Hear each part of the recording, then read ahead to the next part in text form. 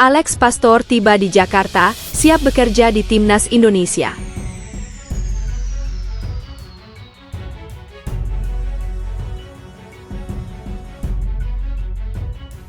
Da, igraju apsolutno na evropski način, prije svega na način kao što se igra u Nizozemskoj. Analizirali smo, spremni smo to. Branko Ivankovic, kekuatan Timnas Indonesia tidak selevel Cina.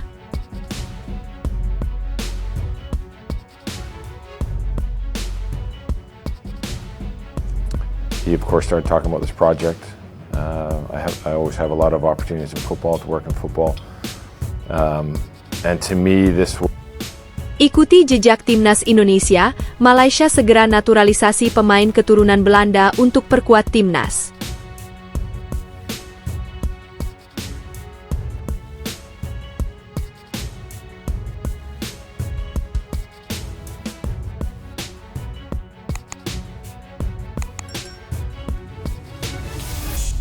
Alex Pastor nampak siap bekerja di Timnas Indonesia, ia terlihat sudah tiba di Jakarta.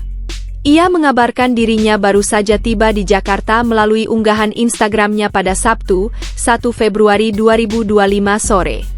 Mantan pelatih Almere City itu mengunggah foto dengan pemandangan kota Jakarta. Ia mengunggah foto Stadion Utama Gelora Bung Karno dengan latar gedung-gedung pencakar langit Jakarta. Just arrived in Jakarta, baru saja tiba di Jakarta, tulis Alex Pastor. Alex Pastor memang belum datang ke Indonesia. Sebelumnya hanya pelatih kepala Patrick Kluivert dan asisten Denny Lanzaat yang telah diperkenalkan ke publik Indonesia. Alex Pastor adalah salah satu asisten pelatih selain Denny Lanzaat dan Gerald van den Burg. Untuk Gerald van den Burg akan merangkap sebagai pelatih Timnas U23 Indonesia. Timnas Indonesia segera akan menghadapi dua pertandingan krusial di putaran ketiga kualifikasi Piala Dunia 2026 zona Asia. Skuad Garuda akan bertandang ke markas Australia di Sydney Football Stadium pada 20 Maret 2025. Setelah itu, Timnas Indonesia menjamu Bahrain di SUGBK pada 25 Maret 2025. Lalu ada dua laga pada Juni menjamu Cina pada tanggal 5 kemudian bertandang ke Jepang pada tanggal 10. Pertandingan itu harus dimaksimalkan tim kepelatihan Patrick Kluivert demi asa lolos ke Piala Dunia 2026. Timnas Indonesia masih memiliki peluang untuk lolos ke Piala Dunia 2026. Bahkan peluangnya masih cukup terbuka lebar. Jai Itzes dan kawan-kawan berada di posisi ketiga klasemen grup C dengan 6 poin. Akan tetapi poin Timnas Indonesia juga sama dengan tim peringkat keempat hingga keenam, Arab Saudi, Bahrain, dan Cina. Timnas Indonesia hanya selisih 1 poin dari tim peringkat kedua Australia. Selisih dengan pemimpin klasemen Jepang cukup jauh, Samurai Biru memiliki 16 poin. Hanya 2 tim teratas yang akan lolos langsung ke Piala Dunia 2026. Tim peringkat ketiga dan keempat akan bermain di putaran keempat untuk tiket tersisa. Pelatih Timnas Cina Branko Ivankovic membuat pengakuan jujur ketika timnya tampil menghadapi Timnas Indonesia di ajang putaran 3 kualifikasi Piala Dunia 2026 zona Asia. Seperti diketahui, Timnas Indonesia dan Cina tergabung di grup C bersama Jepang, Australia, Arab Saudi, dan Bahrain. Jepang memimpin puncak klasemen sementara setelah mengantongi 16 poin dari 6 laga yang dimainkan. Australia menyusul di urutan 2 klasemen dengan torehan 7 poin. Sedangkan Indonesia, Arab Saudi, Bahrain dan Cina semuanya mencatatkan 6 poin.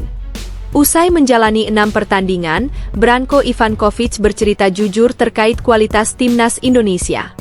Timnas Cina berhadapan dengan Timnas Indonesia dalam matchday keempat pada Oktober lalu. Laga melawan Timnas Indonesia menjadi awal kebangkitan bagi Timnas Cina setelah mengalami kekalahan di 3 laga awal.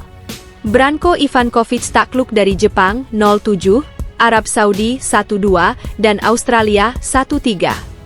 Pasca kekalahan tersebut, Cina mampu meraih kemenangan tipis 2-1 atas Timnas Indonesia.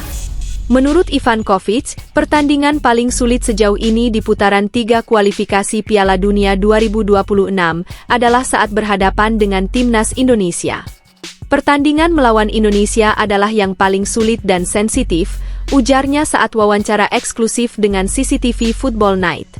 Dalam konsep tradisional setiap orang, kekuatan Indonesia tidak setingkat dengan tim Cina, dan tampaknya kekuatannya lebih buruk daripada tim Cina. Namun kenyataannya, Indonesia sekarang memiliki 15 pemain yang berkarier di negara-negara seperti Belgia, Belanda, dan Italia.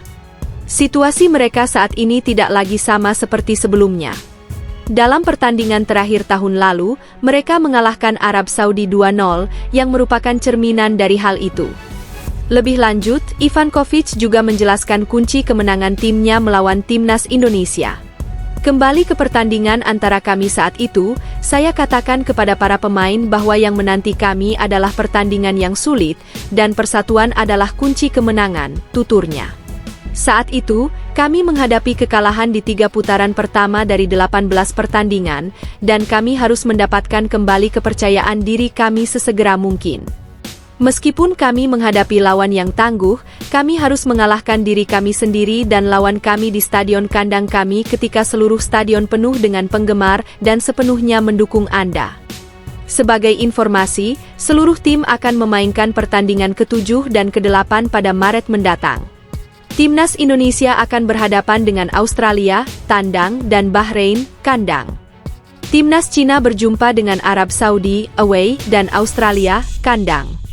Sedangkan pertemuan kedua antara Timnas Indonesia dan Cina akan berlangsung pada matchday ke-9 di bulan Juni mendatang. Tim nasional Malaysia tengah bersiap untuk menambah kekuatan mereka dengan menaturalisasi 3 pemain keturunan Belanda. Proses pengurusan paspor Malaysia bagi para pemain tersebut kini sudah memasuki tahap akhir, seperti yang diungkapkan oleh Chief Executive Officer, CEO Timnas Malaysia, Rob Friend. Proses naturalisasi di tahap akhir. Dalam pernyataannya, Rob Friend menegaskan bahwa pihaknya sedang dalam langkah serius untuk memperkuat Harimau Malaya jelang kualifikasi Piala Asia 2027 yang dimulai pada Maret 2025.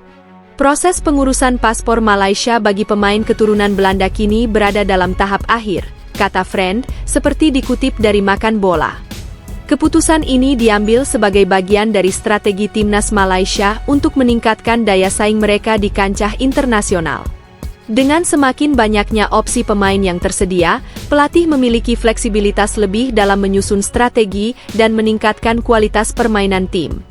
Selain memperkuat komposisi skuad, program naturalisasi ini juga bertujuan untuk meningkatkan peluang Malaysia dalam bersaing di level Asia. Rob Friend optimistis bahwa dengan hadirnya pemain-pemain baru ini, Harimau Malaya dapat berkembang lebih baik di berbagai turnamen internasional mendatang. Kami berharap dapat mengambil langkah yang sangat baik ketika kualifikasi Piala Asia 2027 dimulai pada bulan Maret, lanjut Friend. Malaysia sendiri dalam beberapa tahun terakhir memang cukup aktif melakukan naturalisasi pemain. Beberapa nama yang sudah dinaturalisasi sebelumnya, seperti Guilherme de Paula, Mohamado Usumareh, dan Lituk, telah membantu timnas Malaysia bersaing lebih kompetitif di level Asia Tenggara maupun internasional. Dengan hadirnya 3 pemain keturunan Belanda yang segera menyelesaikan proses naturalisasi, Malaysia berharap dapat meningkatkan kedalaman skuad mereka. Langkah ini juga memungkinkan timnas Malaysia memiliki lebih banyak pilihan pemain berbakat yang mampu bersaing di level lebih tinggi. Memiliki seleksi yang lebih luas terhadap para pemain lawas ini akan memperbesar peluang aspirasi membawa Harimau Malaya ke level berikutnya, ujar Friend. Langkah Malaysia dalam menaturalisasi pemain bukan hanya bertujuan untuk memperkuat tim dalam waktu dekat, tetapi juga menjadi bagian dari strategi jangka panjang dalam meningkatkan daya saing mereka di Asia.